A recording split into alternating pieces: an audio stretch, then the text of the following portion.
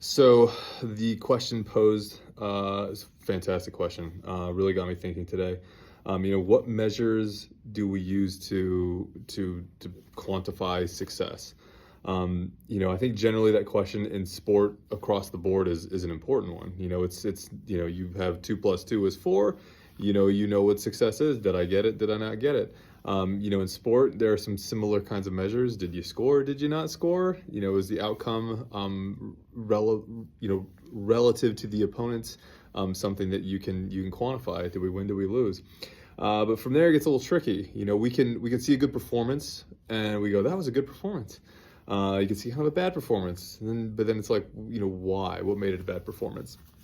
The challenge with sport, I think, you look at how you do relative to the circumstances around you, your opponents, your teammates, the general environment around you. Is it a friendly? Is it a competitive game?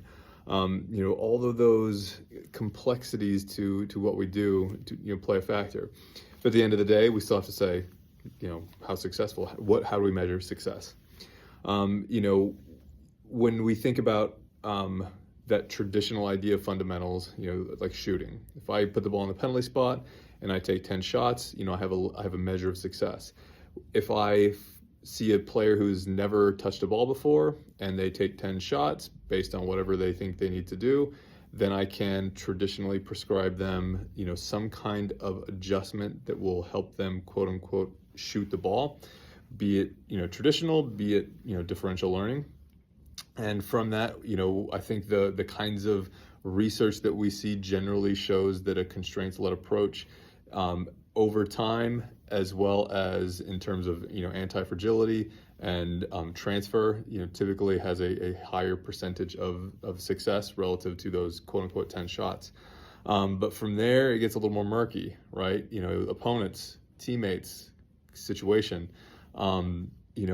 I think the easy approach with a traditional approach is it's so easy to quantify and qualify what success looks like. Did the pass reach the teammate? Maybe even a little more nuanced. Did the pass reach the teammate in a way that provided them an opportunity to move forward? And then it gets into a situation of, well, what was this option necessarily better than another option? Can we have multiple solutions that are correct? And sport, I think, therein lies the issue. It's an ill-defined task. It's not like a 2 plus 2 equals 4, which is a very well-defined task. It's an ill-defined task. And so measuring success is murkier, but it is still important to talk about what is success. And so for me, as a coach, as a practitioner, I have 2 or 3 general kinds of ways I think about this. And I've kind of synthesized this based on this question today, which first is, as an individual player, are you wanting to come back? That phrase of as many as possible, for as long as possible, at as high level as possible. Do we have players that want to return? Do we have players that feel like they're getting better? Do we have players that feel like they are successful both on the day and over the course of the season? And can we measure that by the fact that they want to return? Do they want to keep doing what they are doing within the context of the structure we provide? That is a huge measure of success. Do we keep players involved? The second one, as a team, as a group of players, over the course of a couple of years, do we, relative to our common opponents, relative to the relevant measures of tournament success, league success, do we feel like we are in line with the common opponents we have? Are we improving upon previous results? So the team that I coached, the 07 girls at Sporting Arkansas, the first year that I had them in 2021, we went to semifinals in our competition in the Arkansas Competitive Soccer League, and we lost to a team 3-2 in the semis. It was a competitive game. It was tough. The following year, we beat that team 2-1, and we also beat a couple of other teams in that same league that we had lost to the prior year. Relative to common opponents, using a constraints-led approach based off of an ecological dynamic kind of model, we were getting better faster.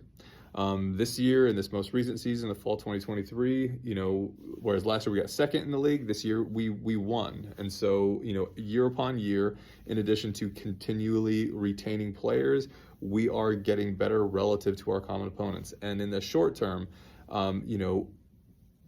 on game day, games are split into two halves. First half, second half. In every single game that we had in the fall, our second half was better than the first half, albeit one game. And that one game has an asterisk, which I'll explain. But in every game that we had in the first half, it was 0. If it was 0-0 in the second half, we improved on it. We won 1-0. If we were down 1-0 in the second half, we either tied it up or we won. Every single game we had, our second half was better than the first half. And so for me, that tells me the idea of players problem solving, the idea of players being adaptable to their scenarios. Our players adapt more quickly and more successfully than our opponents. And the one asterisk game, the game that we actually did worse the second half, at halftime, I asked what the players in my halftime team talk, what do we want to keep, what do we want to change? And they wanted to keep what we were doing. I said, I think we should change. And I know they didn't want to. I know they didn't because they saw something that I didn't. But me, going, well, let's try something a little different. Can we do this today, late? And they're like, okay, we can. But they didn't want to, and I should have listened. And because I didn't listen, and maybe there's some other variables at play, but I know in that was the one game where I was like, I should, I'm going against what my philosophy is, which is, co-design. Can players problem solve themselves, with my guidance? I went against that, and we didn't do as well. So, for how do we measure success? For me, it is about, first, how can we make sure that players are continuing to be involved? Do they want to keep playing as many as possible for as long as possible at as high level as possible? And second, year over year with common opponents, are we relatively compared to them doing better or doing worse? And finally, within the season itself, are players responding adaptively, doing the things in the games that they in a similar process that they do at practice? Are they problem solving in the same way during games as they are at practice? And so, those measures of success, I think, as hard as it is to quantify, those are how I look at, how we're doing, and are we doing the things we want to do? And yeah, that's how I measure success. Cheers.